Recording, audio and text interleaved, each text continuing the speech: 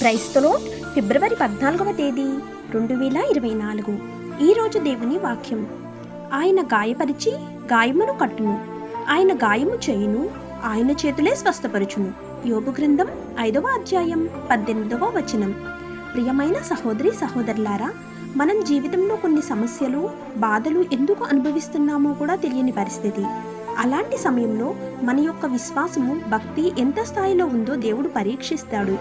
తన భక్తుడైన యోబు యథార్థవంతుడును, న్యాయవంతుడును, దేవుని యందు భయభక్తులు కలిగిన వాడును అయినప్పటికీ యోబు యొక్క విశ్వాసాన్ని పరీక్షించడానికి యోబు సంతానంను, పనివారిని, సంపదను దేవుడు తీసివేశాడు మరియు అనారోగ్యం కలగచేసినాడు.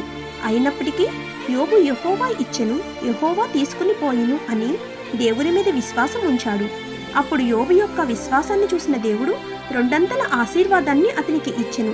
కాబట్టి మనము కూడా యోబు వలె విశ్వాసం కలిగి ఉంటే ఇరుకులు, ఇబ్బందులు, అనారోగ్యము కలుగజేసిన ఆయనే మనల్ని స్వస్థపరచును.